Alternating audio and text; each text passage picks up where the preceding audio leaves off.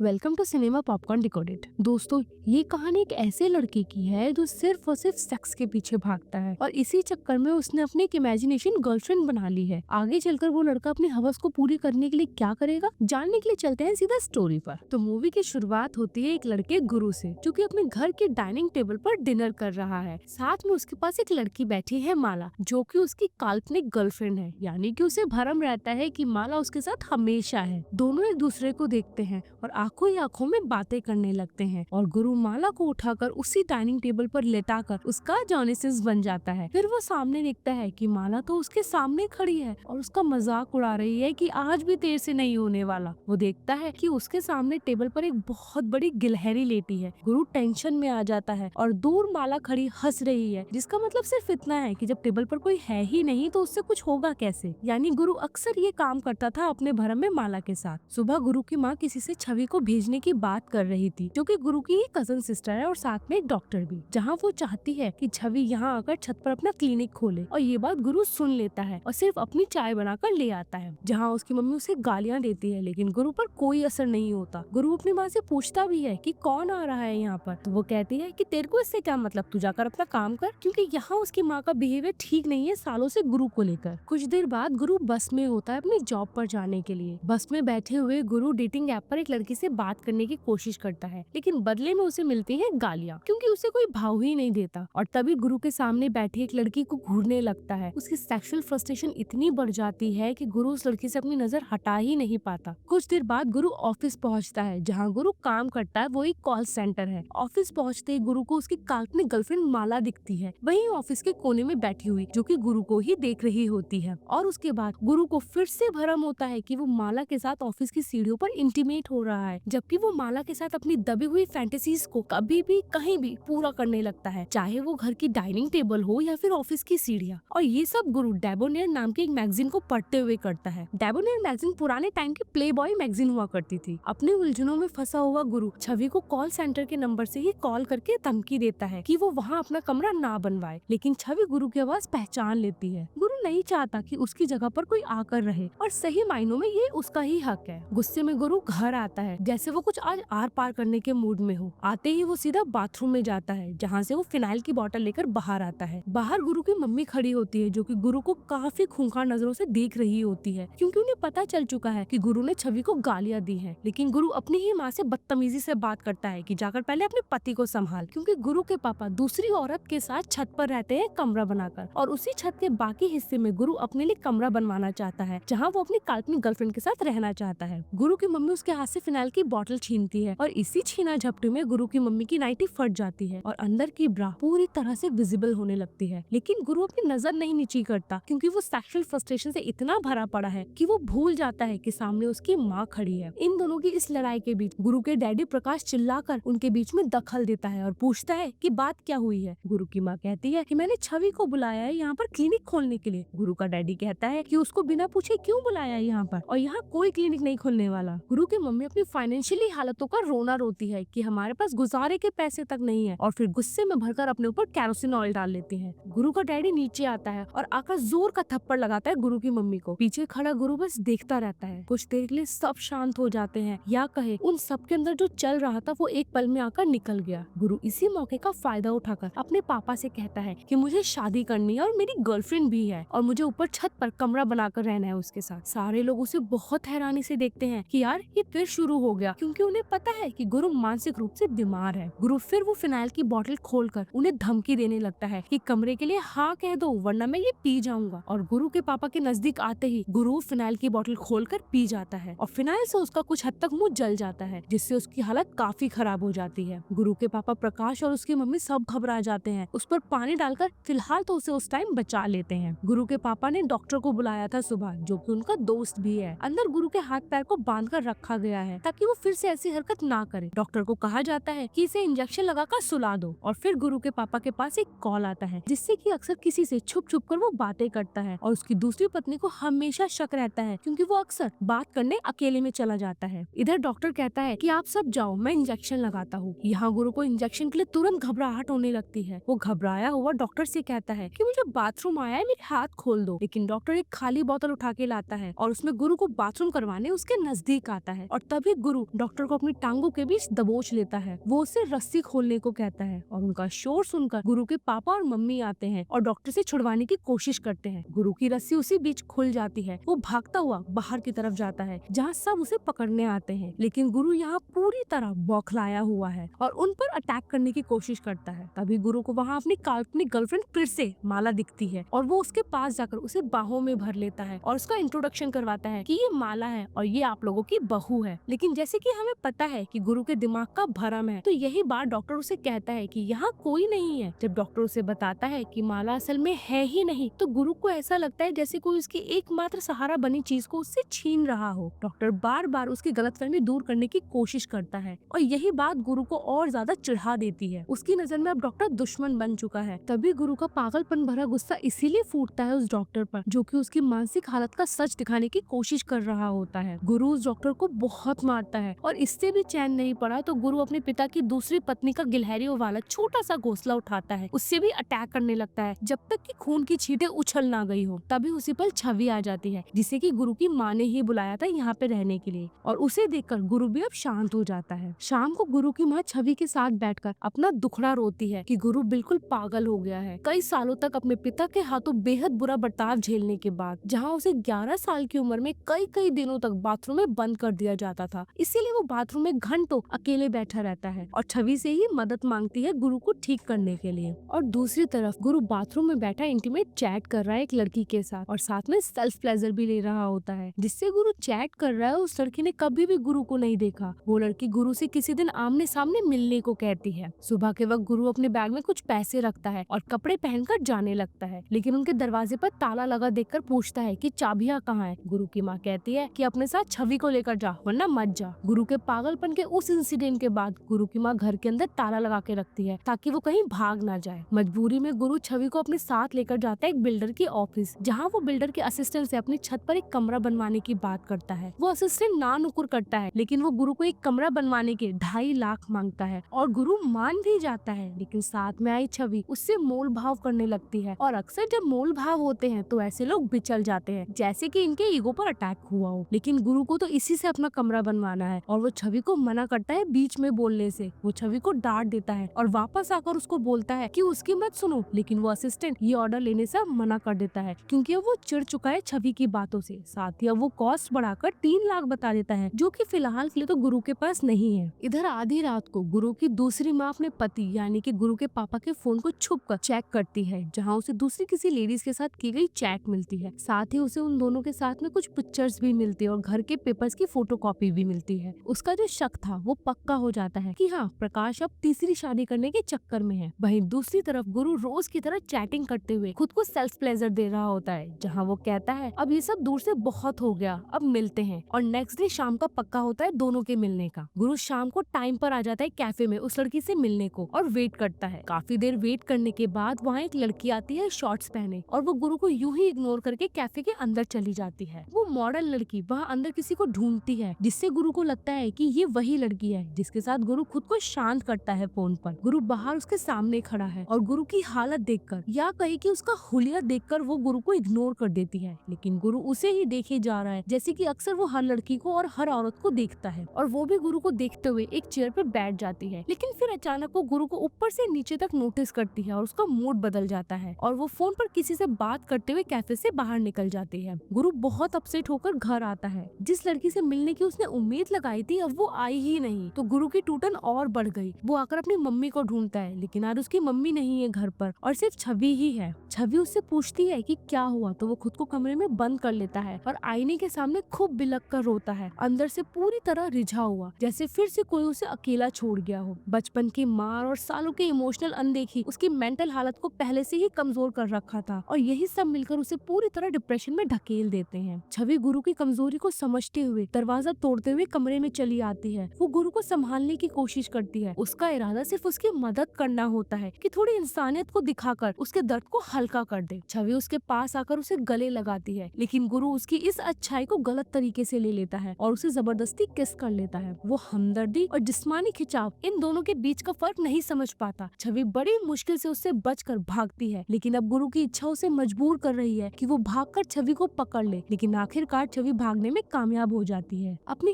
अंदर की कमी को भरने की इस तेज चाहत में वो बाउंड्री भूल जाता है और समझ नहीं पाता कि उस वक्त उसके सामने उसकी बहन थी। बाद में सच सामने आने पर उसकी फैमिली वाले उसे डॉक्टर के पास ले जाते हैं, लेकिन डॉक्टर साफ कहता है कि ये तो क्राइम है, अटेम्प्ट टू रेप का। गुरु अब थोड़ा पछतावे में है और डॉक्टर से माफी मांगता है कि अब वो किसी भी लड़की के पास नहीं जाएगा। यानी यहाँ गुरु ने अपनी मेंटल हेल्थ को समझ लिया है और डॉक्टर ये बात देख के गुरु की इस बात को यही रफा दफा कर देता है। गुरु की वजह से फैमिली के सारे लोगों के चेहरे झुके रहते हैं, जो कि पहले से अपने आपस में उलझे हुए रिश्ते हैं। कुछ दिन बाद गुरु की दूसरी सौतेली माँ गुरु की मम्मी से मिलने जाती है और उन्हें बताती है कि हम दोनों की लड़ाई में तीसरा फायदा उठा रहा है, यानी उनके पति प्रकाश का किसी तीसरी औरत के साथ भी चक्कर चल रहा है। गुरु की माँ को फर्क नहीं पड़ता कुछ खास, क्योंकि उसे अपने पति की हवस के बारे में सब कुछ पता है। लेकिन जब उसे बताया जाता है कि उस औरत को इस प्रॉपर्टी के अंदर हिस्सा देने की बात चल रही है, तो वो ये सुनकर सीरियस हो जाती है। दोनों को जब अपने फ्यूचर खतरे में दिखता है तो दोनों साथ में आने का डिसीजन लेते हैं, क्योंकि गुरु की दोनों मम्मी के अपने अपने स्वार्थ है इस प्रॉपर्टी को लेकर। इधर गुरु अपने इस मेंटल ट्रॉमा से उभर तो रहा है, लेकिन वो अब भी अपने सेक्सुअल रिप्रेशन को चाहकर भी दबा नहीं पा रहा, जो कि वो दूसरी लड़कियों को घूरता रहता है। तभी जिस जगह वो जूस पी रहा होता है, वहाँ आती है प्रीति नाम की अधेड़ उम्र की औरत, जिसका एक पैर पोलियो से खराब हो चुका है, यानी वो हैंडीकैप है। और गुरु उसे अजीब निगाहों से घूरना शुरू करता है, या कहे कि उसके पूरे शरीर को बस अपने दिमाग में बसा रहा होता है। कुछ देर बाद गुरु प्रीति के पीछे पीछे चल पड़ता है ताकि वो देख सके कि वो कहाँ रहती है। जहाँ कुछ दूर चल के प्रीति एक इंटरनेट कैफे में घुस जाती है और गुरु उसे बस देखता रहता है बाहर खड़े होकर। ये प्रीति का ही इंटरनेट कैफे है। रात को गुरु घर आता है तो अपनी दोनों मम्मियों और छवि को साथ बैठा देखकर पूछता है कि आखिर बात क्या है, लेकिन कोई कुछ नहीं बोलता, क्योंकि इतने सालों में पहली बार दोनों औरतें एक साथ बैठी हैं, तो जरूर कोई सीरियस बात होगी। अगली सुबह गुरु प्रीति के इंटरनेट कैफे के बाहर खड़ा होता है और अंदर हिम्मत करके चला ही जाता है, जहाँ प्रीति गुरु को घूरने वाली निगाहों से देखती है कि ये वही रात वाला लड़का है। फिर गुरु कहता है कि उसे मेल चेक करनी है और प्रीति गुरु की नजरों से समझ जाती है कि इसे कंप्यूटर नहीं बल्कि कुछ और चाहिए। वो सीधा यही सवाल गुरु से पूछती है, लेकिन गुरु सकपका जाता है और कंप्यूटर के आगे बैठ जाता है। प्रीति उसे फिर से पूछती है कि क्या चाहिए तुझे, लेकिन गुरु बहाना मारता है कि उसे बस एक्सेल सीखना है। असल में गुरु को प्रीति के पास रहना है और उसे देखना है, लेकिन प्रीति गुरु को हड़का देती है कि ये इंटरनेट कैफे है, कंप्यूटर स्कूल नहीं। प्रीति इतना तो समझ गई है कि गुरु को उससे ही कुछ चाहिए, लेकिन क्या उसे भी नहीं पता। इधर गुरु का पूरा परिवार यानी उसकी दोनों माँ और छवि सब उसी औरत के घर जाते हैं जिसके साथ गुरु के पापा का चक्कर चल रहा है, जहाँ ये बताया जाता है कि जिसके साथ आप सपने देख रहे हो उसने पहले ही 2 औरतों से शादी कर रखी है और अब तीसरा नंबर आपका है, क्योंकि उस तीसरी औरत को ये नहीं पता होता कि प्रकाश ने ऑलरेडी 2 शादी कर रखी है। ये सब सुन के उस औरत के होश उड़ जाते हैं। गुरु की मम्मी उस औरत को बस बॉन्डिंग देके आ जाती है कि उस आदमी से फिलहाल दूर रहो। इधर गुरु फिर से प्रीति के कैफे में आता है, लेकिन इस बार उसके लिए इंटरनेट राउटर लेकर आता है। प्रीति गुरु के हेल्प के बिहेवियर से इम्प्रेस होती है और पिछली बार से थोड़ा सा नरम होकर उससे उसकी एज के बारे में पूछती है और साथ ही ये भी पूछती है कि वो कहाँ रहता है, यानी वो उसका पूरा बैकग्राउंड उससे पूछती है। गुरु उसको पूरा बता देता है कि हमारे पास अपनी छत भी है और उस पर एक कमरा बनेगा, वो भी मेरा। प्रीति उसकी ये बात सुनकर अट्रैक्ट हो जाती है और उसकी नजरों को समझ जाती है कि वो उससे क्या चाहता है। गुरु की आंखें या कहीं कि उसकी नजरें सब बता रही है कि वो प्रीति पर अट्रैक्शन रखता है। प्रीति अंदर अपने कमरे में चलना शुरू कर देती है और गुरु भी उसके पीछे खींचा चला जाता है और प्रीति उससे पूछती है चाय के बारे में, यानी उसे अपने कमरे में आने का इनविटेशन देती है। कमरे में आकर प्रीति बेड पर बैठ जाती है और उससे पूछती है कि मेरे साथ ही क्यों, और गुरु कहता है कि पता नहीं, और तुरंत प्रीति और गुरु के बीच अनकहा रिश्ता बन जाता है, यानी वो फिजिकल इंटीमेट होने लगते हैं। दोनों सेक्सुअल डिप्रेशन से ऑब्सेस्ड हैं, यानी सालों से दोनों इसी चीज को दबाकर बैठे हुए हैं। इतनी जबरदस्त मेहनत के बाद प्रीति गुरु को बताती है कि उसकी 2 शादियां हुई है और पहला पति टॉर्चर करता था और दूसरा पति मर गया, जिसका ये कैफे है। यानी प्रीति को दोनों बार यहाँ उसका लाइफ पार्टनर से सहारा नहीं मिल पाया और यही बात देखकर गुरु प्रीति के सामने प्रपोजल रखता है कि वो उसके साथ फिर से शादी करेगी। प्रीति हंस देती है, यानी यहाँ वो राजी है उससे शादी करने को। वहीं दूसरी तरफ गुरु के पापा प्रकाश को पता चलता है कि ये सब मिलकर उसकी तीसरी तीसरी गर्लफ्रेंड के पास गए थे तो वो उन्हें डांटता है कि मैं उसको बस फंसा रहा था और सेटिंग कर रहा था कि उस औरत से पैसे लेके मैं यहाँ घर बनवाता 5 मंजिल का। तुम सबने खराब कर दिया जो कि उसका प्लान। नेक्स्ट डे फिर से गुरु प्रीति के साथ उसके बिस्तर में होता है। तभी कुछ लोग आते हैं और प्रीति के कैफे में आग लगा देते हैं। गुरु और प्रीति मिलकर आग को बुझाते हैं, जहाँ प्रीति गुरु को बताती है कि ये मेरे दूसरे हस्बैंड के बच्चे हैं जो नहीं चाहते कि ये कैफे मेरे पास आए, वही मेरे पे अटैक करवाते हैं। यहाँ गुरु भी अपनी सच्चाई प्रीति को बताता है कि उसकी एक इमेजिनेशन गर्लफ्रेंड थी, जो बात उसने कभी किसी को नहीं बताई और आज बस प्रीति को बता रहा है। इधर गुरु की मम्मी अब इसी छत पर छवि के लिए क्लिनिक खुलवा रही है, जिसका कंस्ट्रक्शन का काम चालू करा दिया गया है। तभी आज गुरु वहाँ पर प्रीति को लेकर आता है, जहाँ सारे प्रीति को देख के चौंक जाते हैं। गुरु सीधा कह देता है कि मैं इससे शादी करने वाला हूँ और अपनी छत वापस मांगता है अपनी माँ से, क्योंकि अब एक छत पर एक ही चीज बन सकती है, गुरु का कमरा या फिर छवि का क्लिनिक। और ये बात सुनकर छवि उदास हो जाती है, क्योंकि देखा जाए तो लीगली अब गुरु का ही हक बनता है इस प्रॉपर्टी पर अपने पापा के बाद। यानी यहाँ गुरु अब पूरी तरह सीरियस है प्रीति को लेकर। अगले दिन छवि अपने बॉयफ्रेंड के साथ होटल में इंटीमेट हो रही होती है और फिर छवि उसे बताती है कि यहाँ गुरु की वजह से मेरा कोई क्लिनिक नहीं खुलने वाला और उसके साथ घर चलने को बोलती है। लेकिन छवि का बॉयफ्रेंड कहता है कि अभी वो शादी नहीं कर सकता, क्योंकि उस पर उसकी काफी जिम्मेदारियां हैं घर की। साथ ही पूछता है कि गुरु की ये होने वाली बीवी यानी प्रीति करती क्या है। छवि बताती है कि वो कैफे चलाती है, जहाँ छवि का बॉयफ्रेंड का कहना है कि हमें चलकर उसके बारे में छानबीन करनी चाहिए और सच्चाई पता करनी चाहिए कि आखिर ये है कौन और इसका मकसद क्या है। कुछ देर बाद छवि और उसका बॉयफ्रेंड निकल पड़ते हैं प्रीति के बारे में पूछताछ करने और साथ ही प्रीति के हस्बैंड के घर जाते हैं उसके बच्चों से बात करने। अगले दिन छवि और उसका बॉयफ्रेंड आते हैं गुरु की फैक्ट्री के बाहर, जहाँ छवि गुरु को प्रीति के इंटरनेट कैफे के पेपर्स दिखाती है कि कैफे उसकी फैमिली के नाम पे ही है और प्रीति झूठ बोल रही है कि कैफे उसका है। छवि कहती है कि प्रीति को पता है कि वो ये केस हार जाएगी, इसीलिए वो गुरु के पीछे पड़ी हुई है कि उसे एक घर मिल जाएगा। गुरु को ये सब सुनकर धक्का तो लगता है, लेकिन वो छवि से वो पेपर ले लेता है और उसे पढ़ता है और पेपर पढ़कर गुरु का चेहरा ऐसा हो जाता है जैसे कि उसे धक्का लगा हो कि प्रीति इतने दिनों से उससे झूठ बोल रही थी। और गुरु बिना कुछ कहे खुद से ये बातें करते हुए वहाँ से निकल जाता है। गुरु उन पेपर्स को लेकर प्रीति के घर की तरफ निकलता है और प्रीति के पास आकर वो पहले अपनी हवस बुझाता है और फिर कुछ देर बाद सब काम होने के बाद